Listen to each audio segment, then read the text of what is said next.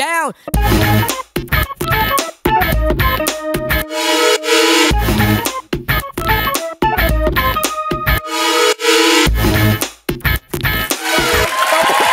Salut les câlins du samedi.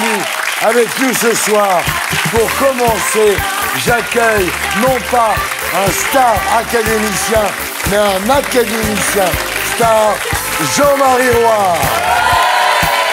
Le dernier homme au monde à porter des perfectos, des lunettes noires et à dire « Salut les kids, Filman ». Elle était timide, mais elle s'est soignée. Charles. C'est la nouvelle génération du cinéma français, talentueuse mais mal peignée, Céline Salette et Pio Marmaille.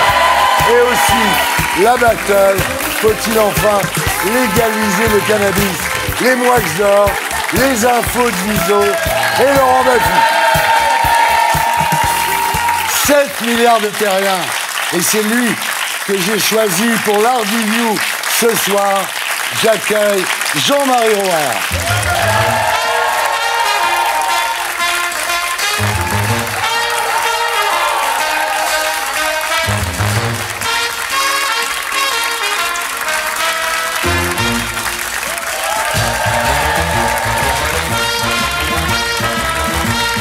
Bonsoir Jean-Marie Roire. Bonsoir. Ça s'est bien passé l'escalier là, ça va? Formidable, oui, j'ai bien descendu. Oui, très bien descendu. Vous l'avez bien descendu.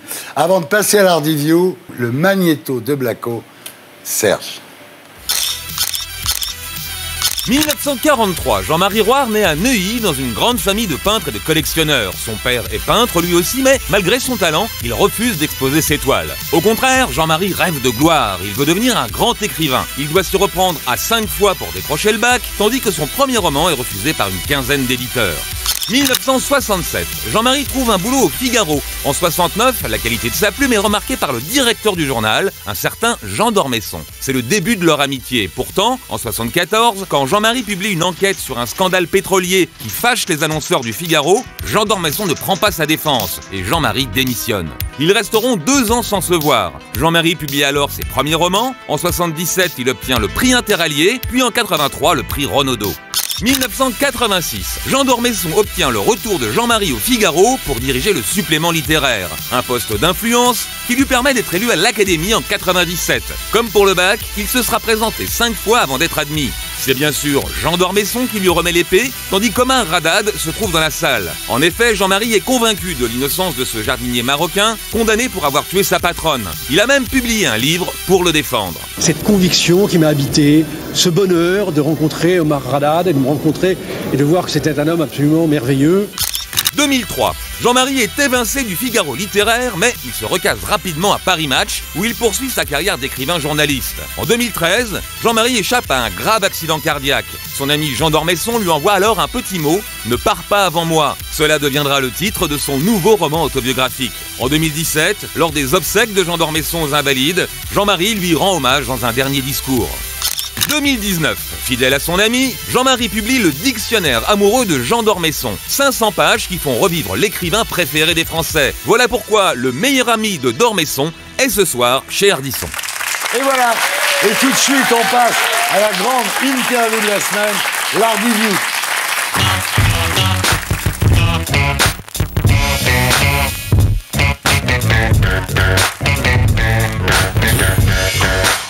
Jean-Marie Roire, rebonsoir. Donc Jean-Marie Roire de l'Académie française, aurais-je dû dire. Alors, comme l'a dit Blacko, vous avez raté 5 fois votre bac avant de l'avoir. Votre premier roman a été refusé par 13 éditeurs. Vous avez dû vous présenter 5 fois à l'Académie avant d'être élu. Est-ce qu'avec les femmes, c'est pareil? C'est exactement pareil. Ouais. Et je vais vous faire une confidence entre nous. Je pensais que l'Académie, ça aidait un peu à draguer. Oui. Et un soir, je dînais avec une très jolie fille, et j'avançais beaucoup d'arguments. J'ai eu le prix Renaudot, j'ai eu le prix Interallié, je suis un ami d'Ardisson, enfin, tout ce qui pouvait vraiment être flatteur. Et ça ne marchait pas. Alors, ça ne marchait pas. Alors, à la fin, pour la décider, je dis, et puis vous savez, je suis à l'Académie française. Ouais. Je dis, ah, je ne savais pas que vous étiez si vieux. Alors, j'ai vu que Luc Ferry n'a pas été élu à l'Académie.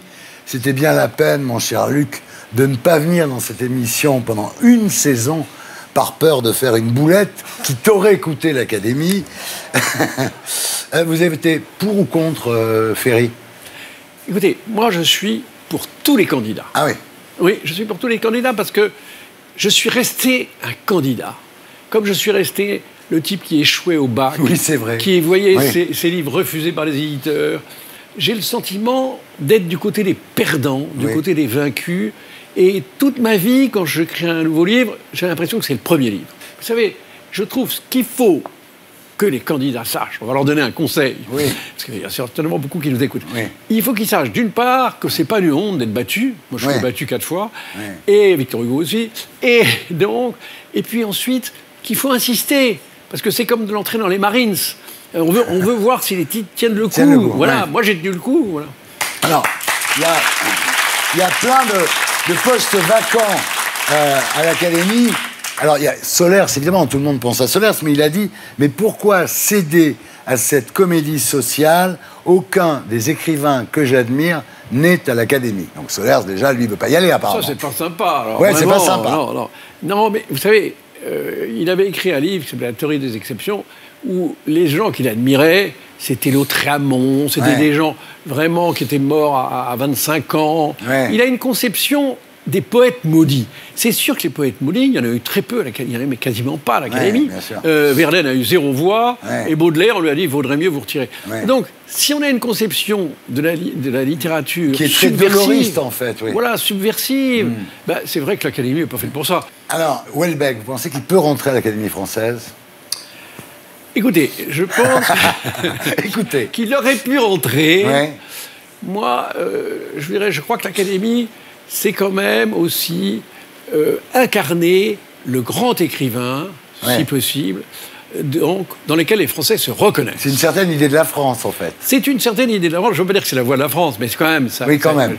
Moi, j'aime beaucoup Houellebecq comme écrivain. Ouais. Mais j'aime beaucoup aussi Céline comme écrivain. Ouais. Je n'aurais pas voté pour Céline à l'Académie. Surtout après la guerre. Quand le Figaro fait sa une sur Houellebecq, ça doit vous gêner quand même. Non, c'est-à-dire que je trouve que ça mérite un débat, Houellebecq. Et vous voyez, la différence avec Jean d'Ormesson, c'est que Jean d'Ormesson, la grand-mère peut offrir à son petit-fils un livre de d'Ormesson pour sa première communion. Je vois pas la grand-mère. Quelle grand-mère offrirait un livre de Houellebecq où on parle quand même de fellation zoophile? Moi, j'ai rien contre la fellation. La zoophilie, je m'arrête. Alors, est-ce que Bernard-Henri Lévy a une chance d'entrer un jour à l'Académie? Oui, mais il faut qu'il ose. Et je crains que Bernard-Henri Lévy, que j'aime beaucoup, qui est un très vieil ami, eh bien, je crois qu'il n'a pas envie d'être perdant. C'est sa différence avec moi. Moi, je suis allé au-devant de l'échec toute ma vie. Et finalement, je trouve ça formidable d'être du côté des perdants parce qu'en fait, ce sentiment de l'échec, c'est ce qui doit guider tous les écrivains. Vous voyez ? Une question que je me pose sur l'Académie, parce qu'il y a quand même 5 femmes pour 31 hommes. Est-ce que ça suffit pour faire à manger? Alors déjà, il y a eu une révolution. C'est que, grâce à Jean d'Ormesson, il y a eu l'élection de Marguerite Yourcenar. C'est vrai que... Et puis, il y a quand même une femme qui est secrétaire perpétuelle. Oui, Carrère d'Encausse. Carrère d'Encausse, c'est quand même... C'est elle qui dirige les choses. Bon, et maintenant, on va parler de votre ami, de notre ami Jean d'Ormesson. Je n'ai pas d'ami comme toi. Non, non, non, pas d'autre ami comme toi. Alors, Jean-Marie Rouard, vous publiez chez Plon le dictionnaire amoureux de Jean d'Ormesson. Il y a 1 an et demi, Jean d'Ormesson mourait, ne laissant aucun héritage pour Laura Smet et David Hallyday. Est-ce que ça vous a choqué? Mais je n'ai rien reçu non plus. Hein. Ah oui. J'étais quand même plus proche de lui. Oui, il vous a rien laissé, sérieusement? Si, il m'a laissé quelque chose d'inestimable. Oui. C'est 50 années de rigolade, où on s'est marré. Ah oui, vous faites plaisir à voir tous les deux. Oui. On a ri, mais tellement ri que quand on se baignait ensemble, en Corse, on buvait la tasse et on a failli se noyer plusieurs fois. Ouais, c'est génial. Et alors, là, je voudrais dire quelque chose. Oui. Parce que il y a une photo que vous avez présentée, on est torse nu, il me prend comme ça, voilà. Et c'est un peu ambigu cette photo, hein. Bon. Alors, je tiens à vous dire une chose, nous n'avons jamais couché ensemble. Ah, ben voilà, ça y est. Et si vous me permettez, je vais vous raconter une anecdote. Justement, à un moment où a été prise cette photo, il y a 3 ans, Jean d'Ormesson lisait le Figaro Magazine, dans lequel on disait que 2 grands écrivains, Aragon et Drieux-La Rochelle, un soir, après avoir bu un peu de champagne, avaient passé la nuit ensemble. Et Jean d'Ormesson pose le journal et me dit « Jean-Marie, tu crois que dans 50 ans, les gens diront qu'on a couché ensemble ?» Je dis « Mais Jean, on le dit déjà. Comment on le dit déjà ?» Vous étiez amoureux, entre guillemets, donc, de Jean d'Ormesson. Ceci dit, tout le monde était amoureux de Jean d'Ormesson, à commencer par Jean d'Ormesson, d'ailleurs. Ouais. Ah oui, c'est vrai. Alors oui, on aurait pu dire de lui cette phrase que j'adore d'Arletty, à qui on disait « Est-ce que vous allez épouser Sacha Guitry ?» Oui. Elle disait « Impossible. Il s'est déjà épousé lui-même. » Voilà, c'est pareil. Ouais. Alors, vous écrivez dans votre livre « Tout ce que la France réunissait d'élégance, sauvegardait d'art, de légèreté et d'esprit, se résumait en Jean d'Ormesson. » C'est vrai qu'il y avait à la fois une dimension Voltaire, une dimension Guitry. Il incarnait réellement l'esprit français. Oui, il incarnait vraiment ce grand écrivain français auquel les Français aspirent. Ils aspirent à toutes les époques. Vous voyez, il y a eu Victor Hugo, il y a eu Chateaubriand, il y a eu Mauriac. Et parce que les Français ont besoin de se réunir, ils se divisent sans cesse sur la politique, et puis ils ont un surmoi qui les amène à avoir envie de se réunir, et c'est sur un grand écrivain. Et là, je pense qu'il a correspondu pour les Français à quelque chose d'important, d'autant plus que il incarnait à la fois l'ancien régime, la courtoisie, l'élégance, l'aristocrate, et en même temps la méritocratie, puisqu'il avait fait normal supérieur, il était agrégé de philo. Donc, il conjuguait absolument l'ensemble des qualités. C'était un trésor national. C'était un trésor national. Vous disiez, ensemble, nos personnes comptaient peu. Nous étions d'ailleurs dans un autre monde où désormais je serais seul. Ouais. C'est vrai, mais enfin, il est quand même présent. Et c'est pour ça que d'ailleurs que j'ai écrit ce livre. C'était pour continuer le dialogue. Et alors j'ai découvert des tas de choses auxquelles j'avais pas pensé. Par exemple, j'avais pas vu chez lui cette réaction très violente vis-à-vis de sa famille. Comment il a voulu rompre avec sa famille. Il n'avait pas envie d'être vous savez, ces rededeux qui sont là en train de répéter leurs arbres généalogiques. Il voulait devenir un écrivain, c'est-à-dire quelqu'un de libre vis-à-vis de sa famille. Alors en 2013 en Corse, vous avez eu un gros problème cardiaque. Vous aviez une artère bouchée à 99%. Vous faites jamais de check-up vous attendez d'avoir l'artère bouchée? C'est grâce à un médecin corse, d'ailleurs, que j'hésitais à aller voir. Et puis je vais aller le voir. Finalement, il y avait une salle d'attente, il y avait plein de gens. Alors je suis reparti, puis le lendemain, je suis revenu. Puis là, immédiatement, il m'a dit « Oh là là, catastrophe, on vous hospitalise. » Et puis ça a été... Les médecins corses ont été formidables, ils m'ont sauvé. Et c'est là que j'ai reçu le message de gens qui étaient hospitalisés. Ne pars pas avant moi, ce qui est devenu le titre d'un livre. Un livre, oui. C'est vrai que nous avons eu... Alors, est-ce que c'est que j'ai voulu pousser le parallélisme et l'affection et l'amour pour Jean jusqu'à essayer de lui ressembler? Je ne crois pas. Je ne crois pas que c'était psychologique, c'était vraiment un accident cardiaque. Elle était plus fidèle en amitié qu'en amour, on peut dire ça? Je crois qu'il était, d'une certaine façon, fidèle à l'amour. Oui.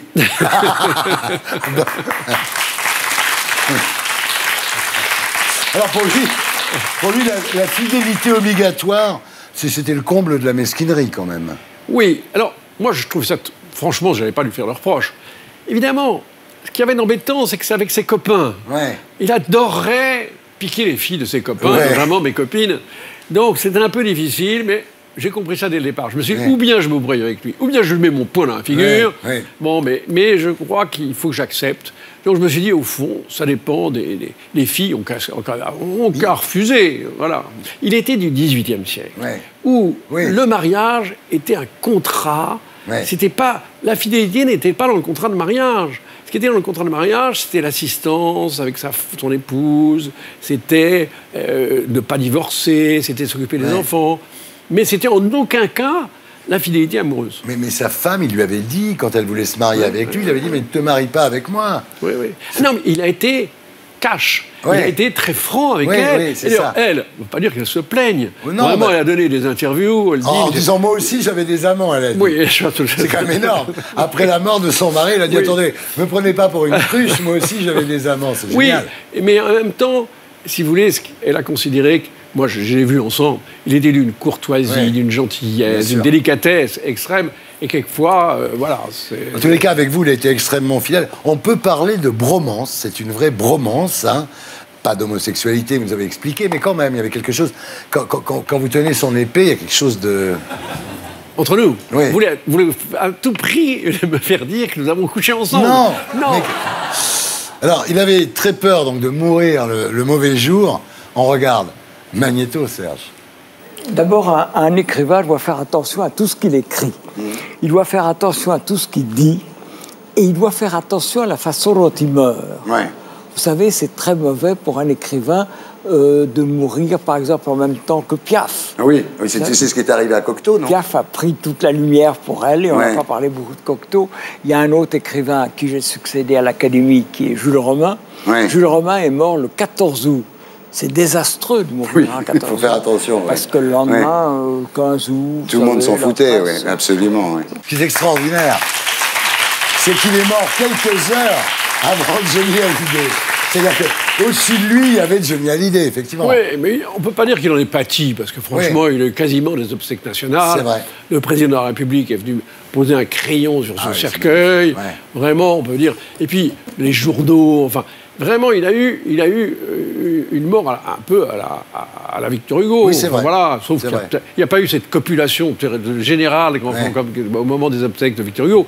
Mais quand même, on a compris qu'on perdait un écrivain tel qu'on n'en reverrait plus jamais. Est-ce que, au moment de la mort de Jean d'Ormesson, il a été enfin révélé si c'était vraiment ses yeux ou des lentilles de contact?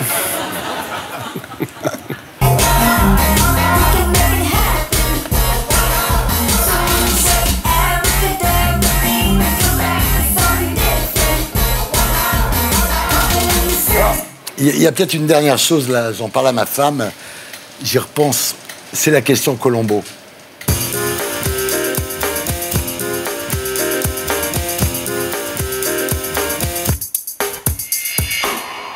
Jean-Marie, c'était quoi son plus gros défaut? Son plus gros défaut, je crois qu'il le voyait lui-même, c'était peut-être une forme d'indifférence. C'est-à-dire cet homme qui était l'ami de tout le monde Ouais. avait au fond de lui-même une sorte d'indifférence aux autres. Et même, je parle même de moi, quelquefois, quand on était en vacances ensemble, je m'approchais de lui pour lui parler, je sentais, il y avait comme un écriteau, do not disturb. Ouais, Voilà, il ne fallait ouais. pas l'emmerder. Alors, il y a aussi une certaine faiblesse de caractère, parce que quand vous avez eu des problèmes au Figaro, il ne vous a pas vraiment aidé, quand même.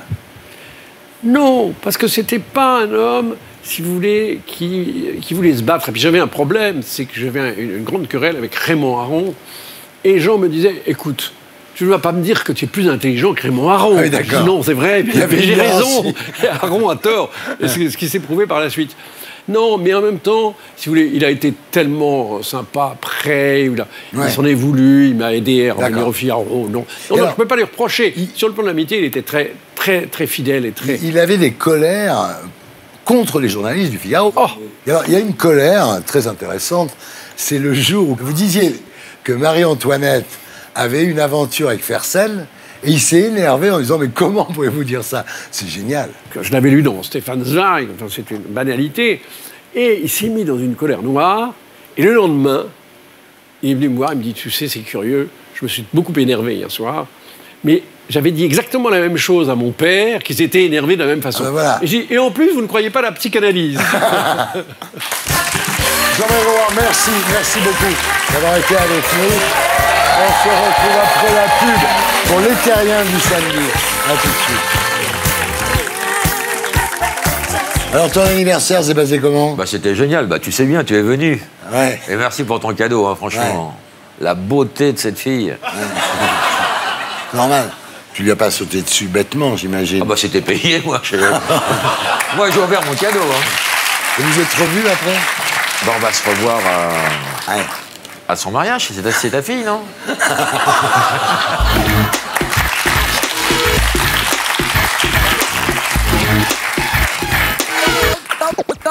Go down.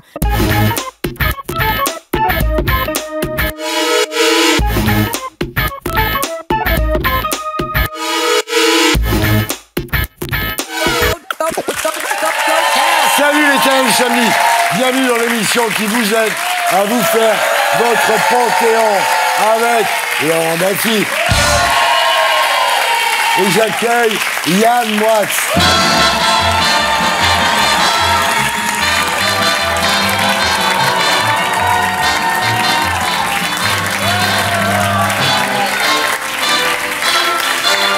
Salut Yann, ça va? Vous décernerez tout à l'heure vos fameux Moix d'or. Le thème de la semaine, c'est quoi? Les trophées 2029. Ah, c'est bien, vous êtes dans l'anticipation. Parfait. Mais d'abord, c'est l'heure de la battle.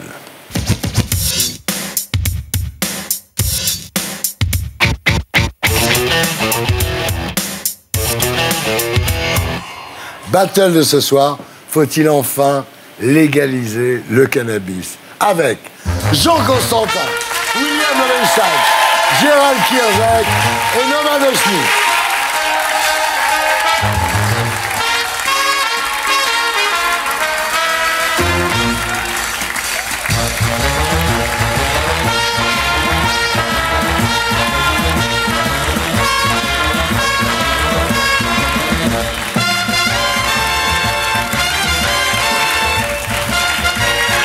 Alors, Jean Constantin, bonsoir. Vous êtes docteur en médecine et professeur émérite à la faculté de médecine et de pharmacie de Rouen. Votre dernier livre, Le désastre des toxicomanies en France, est paru aux éditions d'O6. Bienvenue parmi nous. Alors, William Lowenstein, bonsoir. Vous êtes addictologue et président de SOS Addiction. Quand il est arrivé sur le plateau, il m'a dit « Tu fumes des cigarettes ?» Votre dernier livre, Toxique, le combat des 5 médecins de la drogue, est paru chez Odile Jacob. Bonne maison. Gérald Kierzek. Vous êtes médecin urgentiste et chroniqueur santé sur LCI dans une excellente émission qui s'appelle Audrey & Co. Bienvenue parmi nous. Et Norman Doschny, bonsoir. Enchanté de vous connaître. Vous êtes humoriste et vous jouez votre dernier spectacle Sans capote dans toute la France. Vous serez le 5 mai à l'Ivresse Sentier à Paris. Voilà, bienvenue parmi nous. Mais d'abord, l'édito de Blaco, Magnéto Serge.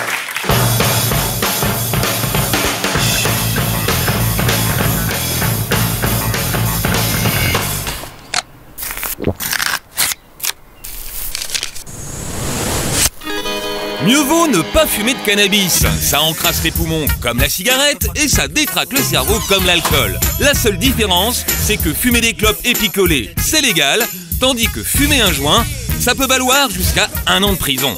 Et pourtant, la consommation d'alcool et de tabac ne cesse de baisser, tandis que la consommation de cannabis ne cesse d'augmenter. D'où la question, faut-il enfin légaliser le cannabis pour faire baisser la consommation ? À vrai dire, le cannabis devrait bientôt devenir légal en France. Mais attention, uniquement dans un but thérapeutique. L'an dernier, l'Agence du médicament a rendu un avis favorable et au début du mois, Édouard Philippe n'a pas dit non. Il y a beaucoup de pays qui travaillent là-dessus, il y a beaucoup de pays qui le permettent. Il serait absurde de ne pas se poser la question. Tandis que la France se pose encore la question, 21 pays européens sur 28 autorisent déjà le cannabis sur ordonnance. Le Luxembourg va même passer à l'étape suivante en légalisant le cannabis récréatif d'ici 5 ans. Faut dire qu'en théorie, ça n'a que des avantages. Quand le cannabis est légal, les dealers deviennent d'honnêtes commerçants qui créent des emplois et payent des charges. Résultat, le crime recule et les caisses de l'État se remplissent. En réalité, c'est pas si simple. Le Colorado est le premier État américain à avoir légalisé en 2014. 5 ans plus tard, les ventes ont doublé, ce qui a rapporté 260 millions de dollars de taxes l'an dernier. Ça, c'est la bonne nouvelle. En revanche, la criminalité n'a pas baissé, puisque le Colorado est devenu une base de production pour les dealers qui trafiquent dans le reste des États-Unis. Pas question pour autant d'interdire à nouveau le cannabis, car la prohibition, c'est la pire des solutions.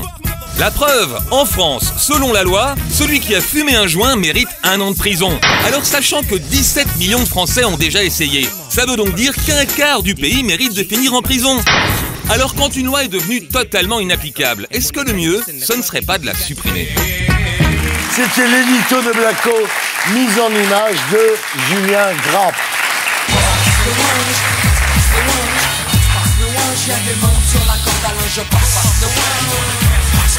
William Lowenstein, donc addictologue, président de SOS Addiction. Pour vous, la prohibition est un échec. Vous dites la légalisation générerait 200 000 emplois et permettrait de gagner 2 milliards d'euros. Surtout, ça permettrait d'arrêter ce dévoiement de la guerre à la drogue en guerre aux drogués.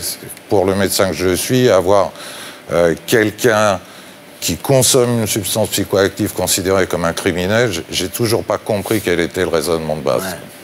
Donc quand une prohibition ou une méthode ne protège ni l'individu, ni les sociétés, parce que ça fait qu'enrichir Mafia sans frontières et structurer et corrompre, pas simplement dans les narco-États. Oui, j'ai pas envie qu'on maintienne quelque chose qui ne protège personne. Ça veut pas dire que la légalisation, il suffira de légaliser, l'exemple du tabac et de l'alcool, pour que tout aille bien, bien évidemment. Mais arrêtons de perdre du temps, de l'argent, de la dignité, pour essayer de construire et se mettre au travail. Dans le petit film, rappelons par exemple Canada, cannabis thérapeutique 2001. Si quelqu'un a une sclérose en plaques au Canada, ou une petite fille épileptique, elle peut être traitée au Canada et pas en France. Ouais. En Israël, 46 000 patients qui bénéficient d'un traitement par cannabis pour diminuer leur antidouleur, leur somnifère, les anti-inflammatoires, avec tous les inconvénients. Personnellement, oui, surtout pour le cannabis thérapeutique, je suis ravi qu'enfin un Premier ministre ne nous l'ait pas joué. Écoutez, soyons sérieux, tant que je serai là, pas question de ça. Mais il s'intéresse aux patients qui peuvent avoir un meilleur quotidien, un mieux-être avec. Mais attendez, le cannabis thérapeutique, parce qu'il faut mettre les choses au point, quand même, le cannabis thérapeutique, c'est pas de la fumette. Hein. On va pas donner aux malades qui ont une sclérose en plaques du cannabis à fumer. Le cannabis thérapeutique, il est... Alors, mais bien sûr, et moi je suis pour le cannabis thérapeutique. D'ailleurs, on dit qu'il va être autorisé, mais il est déjà autorisé. Il y a 3 médicaments, le plus connu c'est le Sativex, 3 médicaments à base de cannabis thérapeutique. Ils sont autorisés en France. Alors, ils sont autorisés en France, donc l'autorisation, elle y est. C'est déjà légal. Le seul truc, c'est qu'il y a un problème de négociation de prix entre le labo et les autorités. Et donc, les patients ne peuvent pas en bénéficier. Donc ça, il faut vite enlever ce verrou. Mais ça reste un médicament. Ça reste quelque chose qu'on va faire sous forme de spray, contrôlé sur ordonnance, et c'est complètement différent de la dépénalisation. Ça s'appelle comment? Ça s'appelle le Sativex. C'est le plus connu. Mais il y en a 2 autres qui existent et qui sont autorisés en France. Et ça, c'est le cannabis thérapeutique. Et je ne vois pas pourquoi on ne ferait pas autoriser. Autorisé depuis 5 ans, mais toujours pas sur les... Donc il faut le mettre sur dans le les marché, officines. Pourquoi n'y est-il pas? Parce que depuis cet engouement qui avait saisi Madame Touraine, eh bien, la commission de transparence s'est repenchée sur l'intérêt réel de ce médicament. Et le service médical apporté par ce médicament a été jugé insignifiant. Justement, Jean Constantin, donc pharmacologue, spécialiste des toxicomanies, vous dites, la formule est bien, la fumette, ça rend bête, le chichon, ça rend con, pétard du matin, poil dans la main, pétard du soir, trou de mémoire. Oui, je ne retire rien à cette déclaration. C'est drôle en tous les cas, c'est une bonne punchline. Le cannabis est la drogue de la crétinisation. Vous êtes inquiet, Le cannabis est la drogue de la crétinisation. Qu'on le veuille ou non, on est engagé dans la mondialisation. Eh bien, ceux qui tireront leur épingle du jeu sont ceux qui auront su mettre leur jeune génération à l'abri de cette drogue qui rembête. Comme le rock'n'roll à l'époque. Ah non, il y a des effets psychoactifs, on les connaît, les effets psychoactifs. Posez-vous la question, pourquoi la France, qui est un des États au monde qui consacre le plus de moyens, et je m'en réjouis pour l'éducation de ses enfants, n'est pas payé en retour? Classement PISA, nous sommes piteusement en 27e position. À cause du J'affirme que si l'on arrive à éradiquer de l'espace éducatif le cannabis, mécaniquement, nous gagnerons 15 places au moins dans ce classement. William, ce qui est clair, c'est que c'est une substance qui est peu ou pas dangereuse pour l'adulte. Sauf à conduire, sauf en cas d'épilepsie, mal contrôlée, sauf en cas de coup d'humeur, etc. Mais, il faut entendre le mais, sur un cerveau en développement de l'adolescent, ce qu'évidemment la prohibition n'a pas fait, c'est pas Mafia sans frontières qui a fait la prévention, pour les mineurs. Là, le cannabis peut être handicapant. Donc, qu'on soit clair, peu ou pas dangereux pour l'adulte.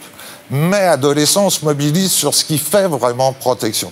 Tout le reste, c'est une sorte de blabla diabolisateur qui n'est même plus crédible. Juste un mot, dans les pays où c'est légalisé, comme les Pays-Bas par exemple, la consommation est 2 fois moins importante qu'en France.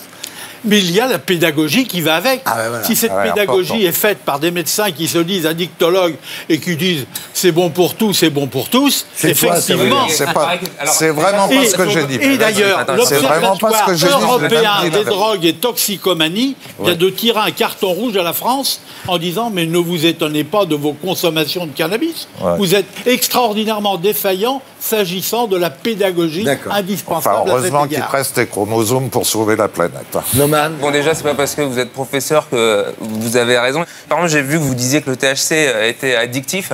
Ah oui, au combien. Alors là, vous transposez le problème sur le cannabis au lieu d'aller sur l'addiction elle-même. J'ai des potes qui sont addicts au poker et je pense pas que les cartes soient toxiques. Et du coup, en déplaçant le problème sur le cannabis et pas sur les raisons de l'addiction, vous commettez une grave erreur. Non, mais on l'a vu dans le reportage, l'alcool, on le considère comme un toxique et on lutte contre l'alcool. Le tabac, c'est un toxique. Le message qui sera envoyé pour la même chose, c'est un toxique. On a beau dire tout ce qu'on veut, les études sont formelles sur le cerveau. Pas de mal aux autres. Non, mais pas de mal aux autres. Non, mais le tabac, c'est pareil. Faites pas mal. Donc vous voulez interdire le tabac et l'alcool, etc.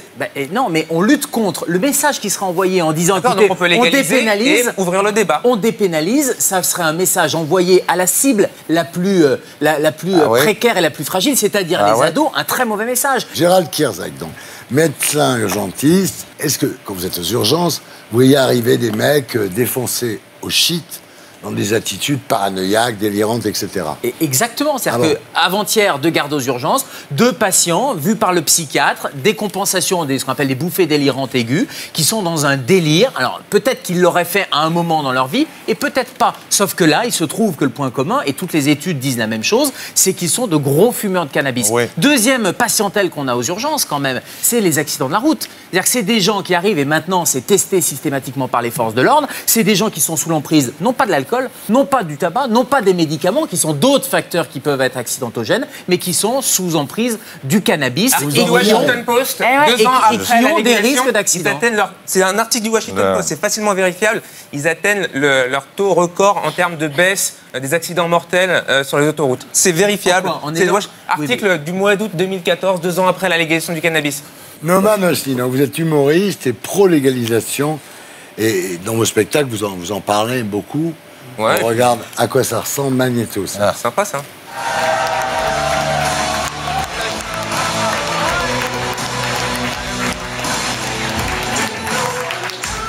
Salut, comment ça va? Yes. Je suis défoncé. J'ai fumé toute la journée. Déjà, il y a un truc que je peux pas faire. Les vrais fumeurs le savent, je peux pas fumer tout seul. Alors, faut que je vous dise un truc, c'est que Alessandro, le propriétaire, n'est pas du tout au courant de ce qui va se passer à présent. D'accord? Et on va commencer à vous distribuer, là, allez-y, on va vous distribuer des petits cadeaux, je vous les offre. L'alcool, je sais pas m'arrêter, putain. Quand je commence à boire, je peux aller jusqu'à vomir. Ça, je sais exactement quand m'arrêter. Je m'arrête de fumer, tu sais, c'est quand je tourne la tête et que la vision vient après. Ben, je vais passer mon tour, les gars. Alors vous dites en France, on dit fracasser, défoncer, alors qu'aux États-Unis, on dit to be high. High. Ouais, c'est autre chose quand même. Tu sais, c'est tout de suite, les mots sont importants. Donc déjà, rien que dans le vocabulaire, ça ressemble à des accidents de voiture. Alors que là-bas, ils ont des mots. Et puis quand même. Tout le monde ne peut pas être humoriste sur scène et faire rigoler, etc. Moi, mon gamin, j'ai pas forcément envie qu'il ait comme ça la vision qui part. Ce qui est intéressant, c'est bien décrit quand même, la tête qui tourne et la vision après. Vous avez tort de critiquer ça parce que on apprend. Je l'ai vu, le sketch, je ne sais pas si vous l'avez vu tous les deux. Et franchement, il y a plein de précisions cliniques. Et quand vous voulez parler à des personnes que vous dites vouloir protéger et que vous avez que des grandes causes qui sont inaccessibles, mais quand vous racontez un truc du style, moi j'arrête. Tu vois, quand je tourne la tête, j'ai l'impression que la vision ou l'inverse ne suit pas. Ça parle plus que les discours. Il y a pas dans la prévention, réellement.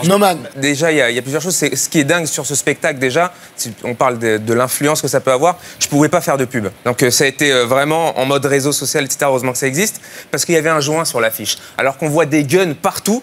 Et ça pose aucun problème, ça, en France. J'ai fait exprès de mettre un flingue sur mon deuxième spectacle parce que ça, on me laissait le mettre. On me laisse mettre un flingue. Par contre, le joint, j'ai pas pu faire la promotion de cette affiche et j'aurais certainement pas pu la passer là. De même que la cigarette, on sait très bien que la cigarette avec Marlboro qui faisait ses pubs, etc., c'était un facteur pour inciter les jeunes à fumer. Donc voilà pourquoi ça a été interdit.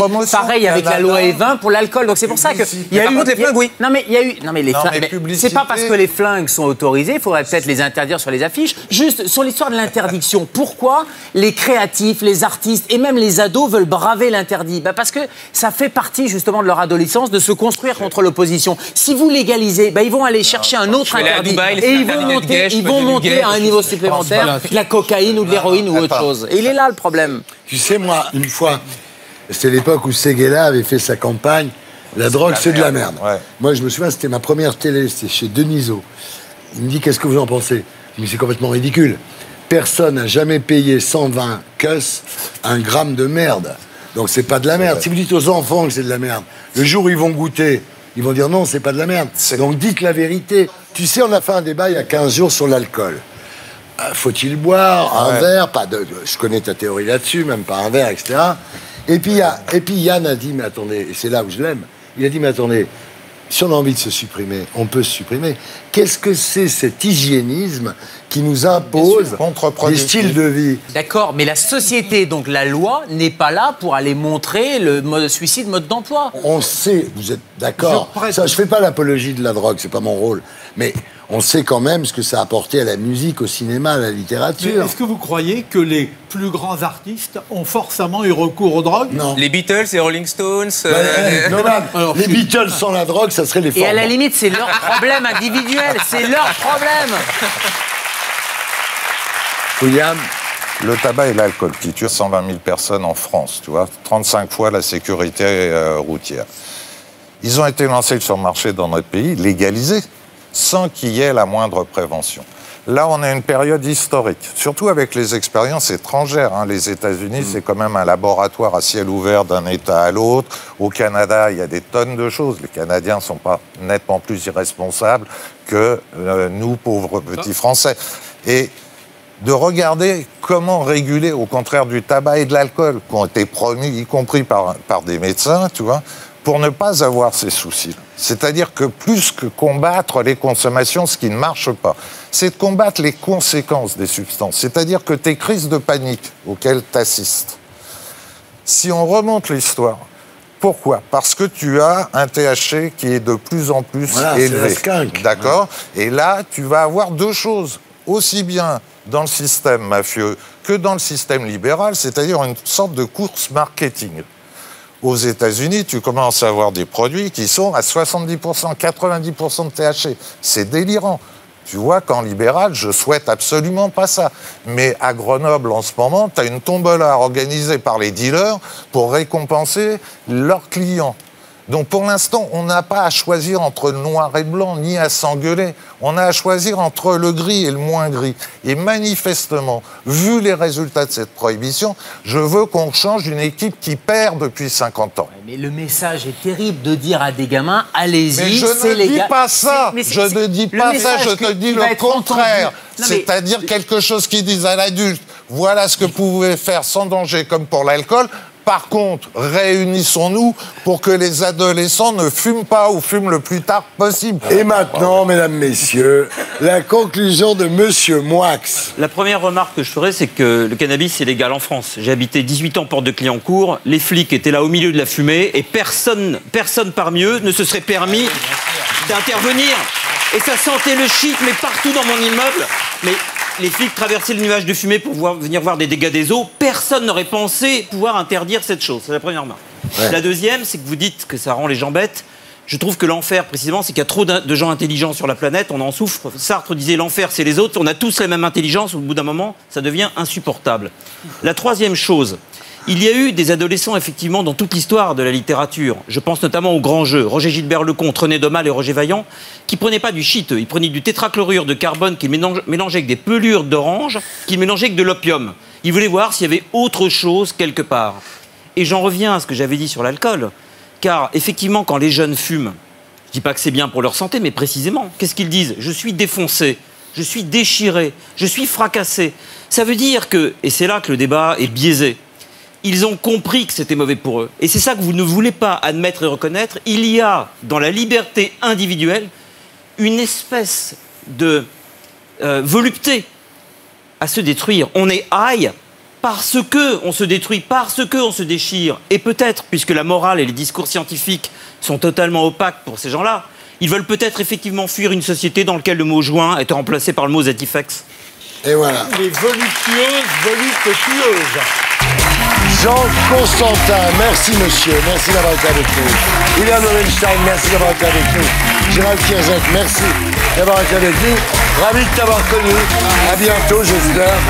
Voilà, merci à tous d'avoir été avec nous. Et maintenant, c'est l'heure des récompenses qui peuvent faire mal. Les Moix d'or.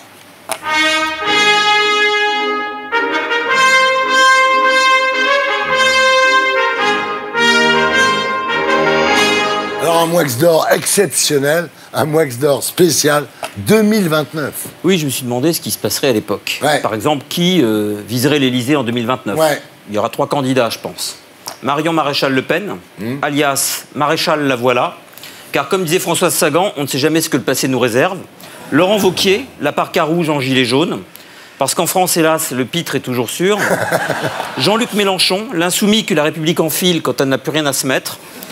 Jean-Luc Mélenchon qui se rêvait en soldat et qui finira en soldé. Qui sera prix Nobel de la paix? A priori, Donald Trump. C'est ce qui se dit. Ouais. Pour le remercier de n'être pas parvenu, malgré ses efforts, à déclencher la Troisième Guerre mondiale, Trump aura posé sa main sur des culs de bombes atomiques, mais n'aura pas mis le doigt sur le bouton nucléaire. Très bien. On le remerciera pour ça. Bravo. Qui sera le nouvel star du web? D'après mes informations, hein, Ségolène Royal, sur les réseaux sociaux, elle aura fondé une grande chaîne YouTube qui aura des milliers et des milliers d'addicts.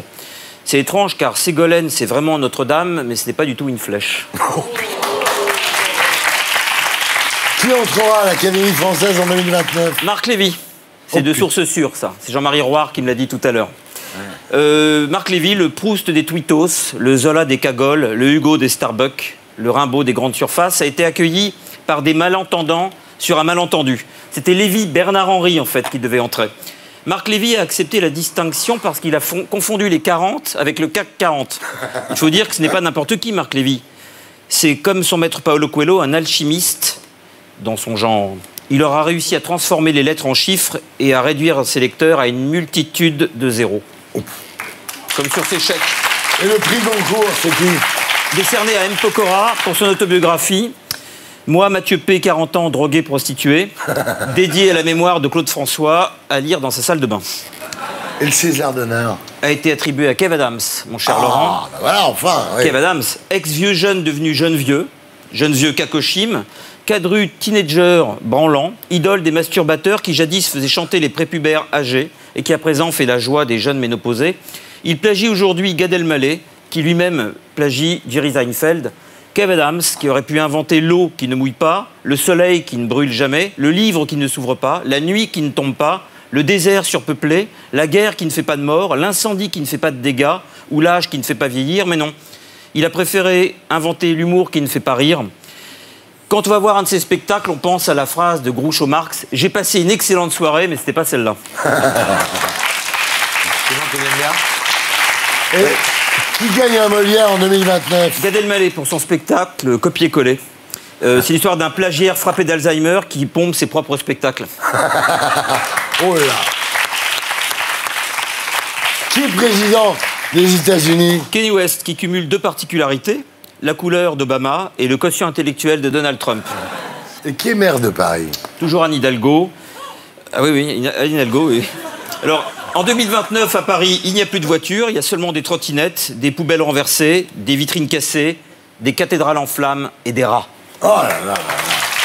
Bravo, Yann. Et voilà, on retrouve Yann la semaine prochaine. Et nous, on se retrouve après la pub pour la suite des Terriens du samedi. A tout de suite.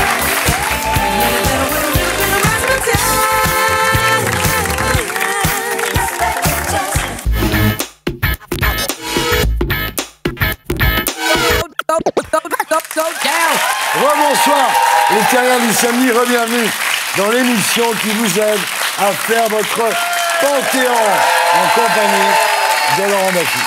Voilà. Et j'accueille Charles, Philippe Manœuvre, Céline Salette et Pio Marmaille.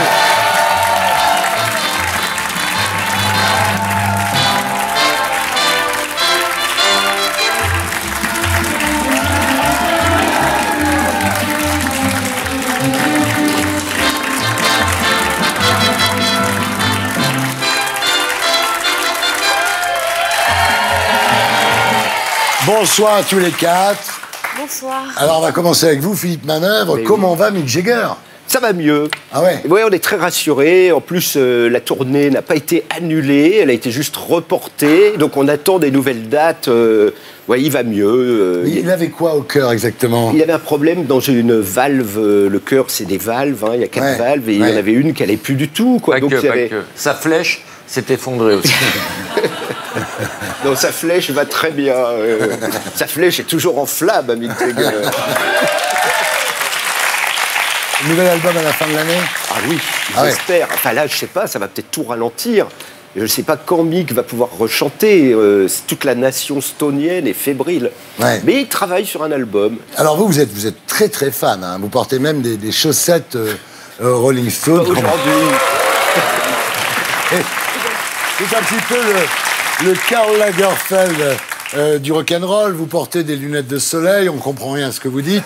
Et tout le monde vous adore. J'imagine que vous porterez ces lunettes tant que John Lennon sera mort, en fait, non?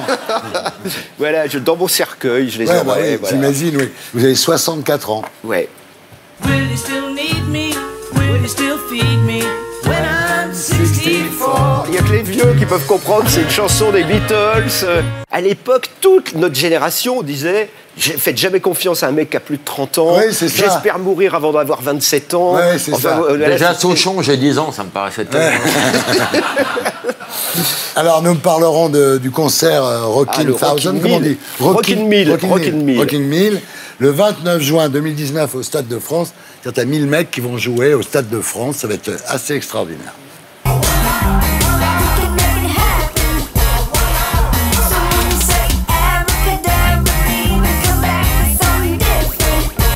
Chaim, bonsoir. Bonsoir. Oui. Alors, tout le monde le sait. Chaim, ça vient de shy, un adjectif anglais qui veut dire timide. Et j'ai longtemps cru que vous étiez timide jusqu'au jour où je suis tombé sur votre compte Instagram. Alors, j'ai l'impression que vous êtes un peu foutu de nous au niveau de la timidité. Ah, c'est pas moi, là, hein, je sais dire. Ah, c'est pas vous, non, là? C'est pas moi, non. C'est dommage, c'est celle que je préférais. Là, j'ai pas ces cris-là, malheureusement. Non, mais vous êtes un peu foutu de nous avec votre timidité, non? Non, mais regardez Mylène Farmer, regardez plein d'artistes et plein de comédiens aussi qui sont plutôt pudiques et timides dans la vie. Et finalement, ça ne les empêche pas de pouvoir, en montant sur scène... Ah, mais c'est pas un reproche, hein. Non, mais je vous explique... J'adore ces photos. Alors maintenant, on va vous voir en tenue de soirée, voilà. Voilà. Oui. Et là, c'est quand vous regardez la télé maintenant. Voilà. C'est dans mon salon de tatouage. Mais c'est une façon, effectivement, pour moi, dans tous ces moments-là de télé, d'exprimer ma féminité et mon côté femme que je n'assume pas forcément dans la vie de tous les jours. Mais quand vous êtes habillée, vous êtes très bien aussi. Hein. Merci. Là, un peu moins bien, peut-être. Ah non, mais regarde. Voilà, ça, c'est le chien de Chaim. Et elle s'est fait des bottes avec le chien. Non, c'est pas vrai, hein. Vous avez, Chaim, une garde-robe incroyable. On a des photos de votre dressing. Et c'est vrai que c'est quand même pas mal de choses.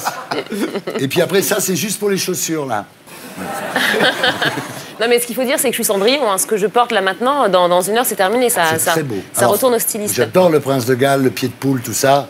Franchement, non, c'est très bien. Merci beaucoup. Il n'y a rien à dire.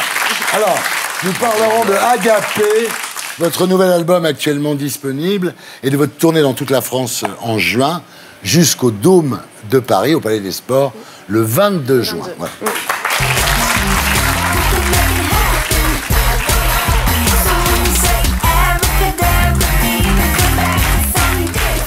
Céline Salette et Pio Marmaille, rebonsoir. Donc Céline Salette, vous avez joué pour Bonello, Téchiné, Audiard. À chaque apparition, vous crevez l'écran. Vous crevez l'écran. Ça fait beaucoup d'écrans troués.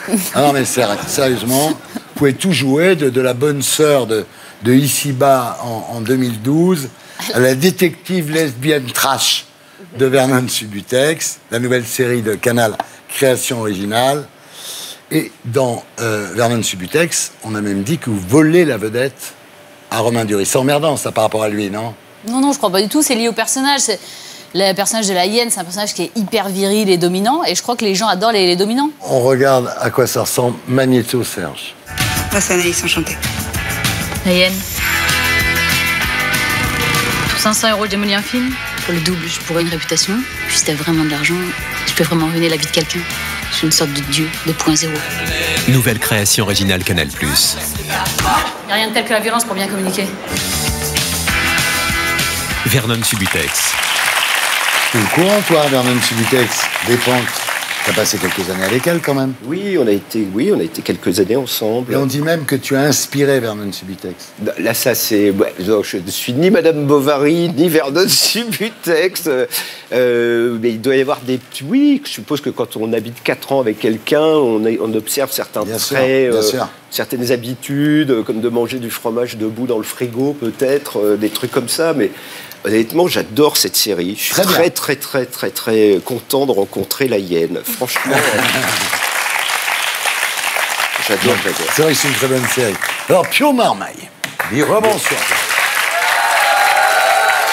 C'est Bio Marmaille. Comment ça va, la moto? Ça va.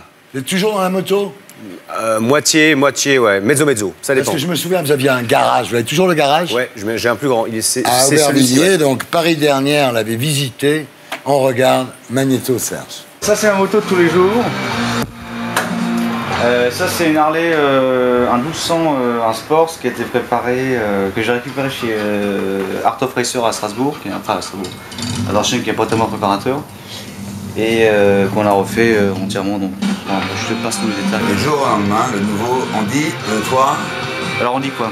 Parce que moi j'ai tout entendu. Hein. On dit, t'as entendu quoi? Alors on dit que, je sais pas... Alors on dit le nouveau Patrick Devers, on dit tout de Patrick Devers, on dit... D'abord c'était... Alors les filles disent le nouveau Marlon Brando français. Ah, Marlon Brando. Après les garçons disent le nouveau Patrick Devers. Ouais. Et tout le monde dit il a une charge érotique absolument incroyable. Ça c'est les réalisatrices de Bazar qui disent ça. C'est dans le truc de presse, ça, non? Je sais pas, mais en tout cas c'est ce qu'il dit. C'est Paris dernière, donc...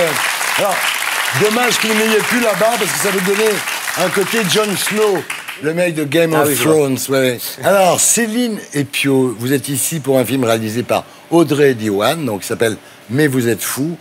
L'histoire d'un père de famille qui prend de la coke, mais d'une façon régulière. Au départ, j'ai eu un peu peur que ce soit un biopic de Benny B. Pas du tout, en fait. Mais vous êtes fous. Oh oui. Mais vous êtes fous. Mais vous êtes fous. Oh oui. Mais vous êtes fous. On en parle dans le shopping.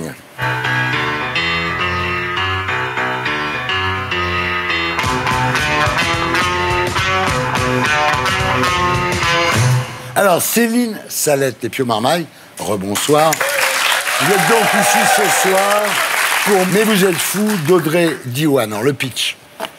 Suite à l'hospitalisation de votre fille pour intoxication à la cocaïne, Pio, vous confessez à votre femme, Céline, que c'est vous qui prenez de la coke. Donc vous êtes privés évidemment tous les deux de la garde des 2 filles et vous vous enfoncez dans la crise. Je pense qu'au-delà, ça spoilerait le film. Mais c'est une histoire kafkaïenne, hein, quand même. Et c'est aussi surtout une histoire vraie, en fait. Ouais. C'est ce qui rend le scénario si puissant. C'est une histoire qui est impossible à inventer. Ils sont une famille très unie et ils vont exploser en vol parce qu'une de leurs filles convulse, va à l'hôpital et qu'on découvre de la cocaïne, des racines à la pointe de ses cheveux, chez elle, chez sa sœur, chez sa mère. Donc voilà, et puis... Et on se demande pendant tout le film comment le père a pu passer ça à sa fille. C'est vrai que dès que les enfants sont mis à l'écart, du coup, tout le monde se dit, mais d'où vient cette coke, en fait? Bon, je ne vais pas le dire maintenant, je le dis... Non, bien sûr que non. On regarde à quoi ça ressemble, Serge. Puis regarde. Elle respire plus. Roman, elle respire plus. Roman. Cartouche pas. Elle est brûlante, appelle l'ambulance. On a fait une batterie d'examens, des analyses de sang, un scanner. Quoi? Qu'est-ce qu'il y a? Mais dites-nous. On a trouvé des traces de cocaïne dans son organisme. Quoi? Mais il y a forcément une erreur. Il n'y a pas d'erreur. c'est absurde, elle est juste à la maison, à l'école. Tu crois qu'il y a de la drogue à l'école? Je travaille pour la brigade des mineurs. Vos enfants vont être placés, madame. Quoi? C'est l'aide sociale à l'enfance qui va s'occuper d'eux. Mais j'ai rien fait, moi. Vous pouvez pas prendre mes enfants. Je veux voir mes enfants! C'est moi. C'est toi quoi? Tu penses à toi? Et depuis quand? Des années.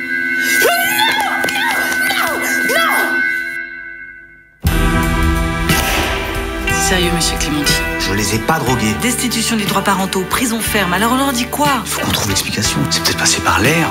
Tant que vous resterez en couple, vous aurez l'air de soutenir votre mari. Ouais, il faut qu'on se sépare aussi, c'est ça. Juste un truc. Tu me crois? Il nous ment depuis des années. Non plus, j'ai rien vu. Je veux pas qu'on dise du mal de lui aux filles. Pour nous, c'est comme s'il était mort. Et si c'était ton fils, tu penses pas qu'il faudrait l'aider, le soigner? Si on dit que c'est lui le coupable, t'auras plus de chances de récupérer les filles. Moi, mon mec, il me ferait ça, franchement, j'hésiterais pas.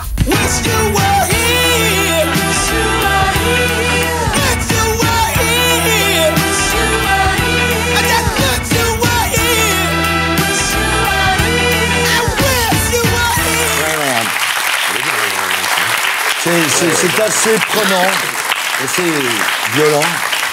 Moi, j'avais fait un article dans l'Hebdo des Savanes. Il y avait un mec avec un béret basque en train de se faire un shoot. Il y avait écrit « Héros, dodo au boulot, la parole est à la défense ». Ça a fait un scandale monumental à l'époque. C'est vrai qu'il y a des gens qui prennent des drogues dures tous les jours, on n'est pas au courant, quoi, je veux dire. Et là, c'est pareil, en fait, personne ne sait que vous vous défoncez à la coke. Non, personne ne le sait. Alors après, est-ce qu'il y a une part de déni aussi? On ne sait pas, parce que c'est quand même des quantités assez astronomiques. Hein. T'as connu des gens comme ça, Philippe, toi qui J'ai connu oui, beaucoup. Drogue dure tous parce les que jours. dans la musique, il y a déjà tout le club des 27, tous ceux qui n'ont pas arrivé à gérer un succès phénoménal, qui leur tombe dessus à 20 ans ou 22 ans. Une fille comme Amy Winehouse, elle a vu arriver 40 millions de droits d'auteur dans sa banque. Ses parents n'avaient plus la parole, plus personne n'avait la parole, c'était la poule aux œufs d'or, l'industrie se disait pourvu qu'elle en fasse un autre. Donc tout le reste, on s'en fout du moment qu'elle en ferait, qu'elle produirait un autre. La coke, c'est très La cocaïne, en plus, ça bouffe la myéline, c'est-à-dire la substance blanche qui entoure les neurones, et ça rend con à la sortie. Mais tu t'en es pas mal sorti quand même.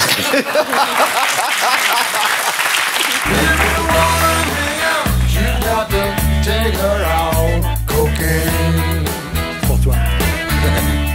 Spécial dédicace.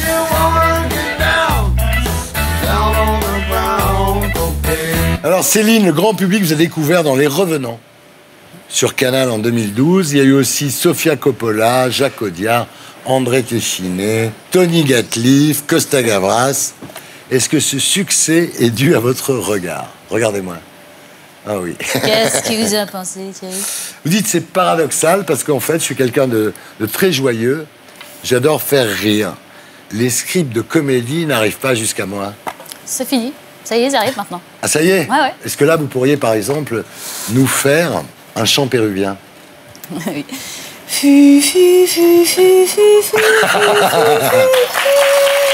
Oui, parce que vous faisiez des chants péruviens, quand même. Mon premier amoureux était franco-péruvien. Ah! Et du coup, on était allé au Pérou et on chantait sur les marchés, ouais. Et je jouais de l'accordéon, moi. Ah oui? Et j'adorais chanter. Mais si vous avez commencé comme ça, c'est normal que vous puissiez tout faire aujourd'hui, quand même. Exactement. C'est une très grande école. Oui, exactement. Alors, Pio. On vous a découvert dans le premier jet du reste de ta vie. Oui. C'est un film culte, quand même. Culte. Alors, quand je l'ai fait, je ne me rendais absolument pas compte qu'il allait se passer un truc comme ça. Alors, vous êtes un enfant de la balle. Votre père était scénographe, votre mère était costumière. Et pourtant, sans doute en réaction à votre milieu, vous vouliez être CRS quand vous étiez petit. C'était pour les faire chier, ouais. Ah ouais, c'est ça. Tu peux tout faire sauf CRS, et j'avais dit, je vais être CRS. Je vais être CRS. Voilà. Vous avez déclaré, mon ambition est de devenir directeur de piscine ou d'avoir une pizza à mon nom. En fait, ce qu'on m'a dit, c'est qu'est-ce que vous voudriez qu'il reste de vous, je dirais, dans l'histoire de l'humanité. Et je me suis dit, putain, si un jour, il y a une pizza qui s'appelle la Marmaille, la Pio Marmaille. Pizza familiale. Une rue, je m'en fous, c'est un peu... Ouais. Moi, j'ai une pizza à mon nom. Ah bon? Oui. Il y a quoi dessus? Chorizo calamar, je crois. Pas mal. Ah! Un mélange terre-mer. Chorizo calamar.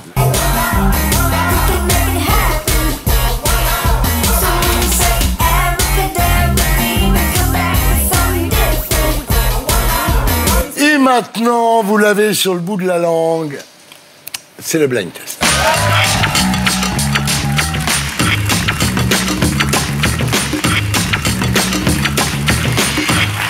Thème du blind test ce soir, l'overdose, en hommage à toutes les idoles de Philippe qui sont mortes d'overdose. Philippe, on va voir si vous pouvez battre Laurent Baffy au blind test. Attention, branchez la guitare. Branchez la guitare. Entonez les tambours. Moi, j'accorde ma basse. 1, 2, 3, 4. Prince. Alors Prince qui est mort d'une overdose de fentanyl. Eh oui. Qui est un analgésique en fait. C'est un nouveau médicament qui a tué Tom Petty. C'est-à-dire que c'est de l'héroïne presque en vente libre. C'est un peu le même effet. Donc il y a un matin où fatalement il a pris... Ça c'est le drame des stars. C'est-à-dire tu vas chez le pharmacien, tu dis je voudrais ça, il te le donne quoi. Voilà. Tu es prêt Laurent? Oui. Attention, musique.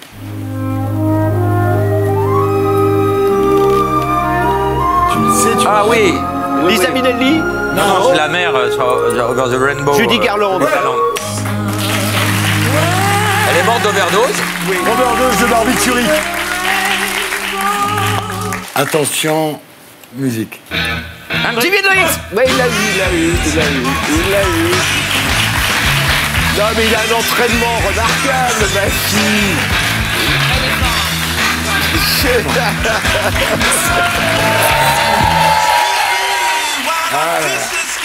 Il était un peu inquiet de faire une battle contre toi. Mais de quoi tu parles? Il n'est pas complètement derrière, donc je suis content. Attention, Laurent, reste concentré, mon bébé. C'est mon champion, en fait. Concentre-toi. Attention, musique. Oh. Oui, Whitney Houston. Whitney Houston. Bodyguard. Oui, je sais. Mais oui, elle l'a su avant tout le monde. Enfin, voilà. Elle, c'était le crack, non? Overdose de cocaïne et de médicaments. Elle est morte dans sa baignoire. Allez. Attention. Jenny Joplin. Oh putain.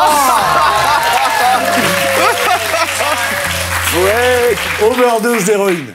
Quand même, moi je trouve ça admirable, je te jure, hein, parce que moi je connais bien la musique, mais... Non mais ça j'ai beaucoup première note... Mais non, mais il est comme un petit chien furteur, il est là... Il a 50 semaines d'entraînement dans les packs. Je vais te dire, non, la vérité c'est que chaque fois qu'on fait un blind test, il nique tout le monde, donc c'est pas... On n'en fait plus presque. Quand on fait un porno, pareil, hein. Elvis Presley. Mais lui...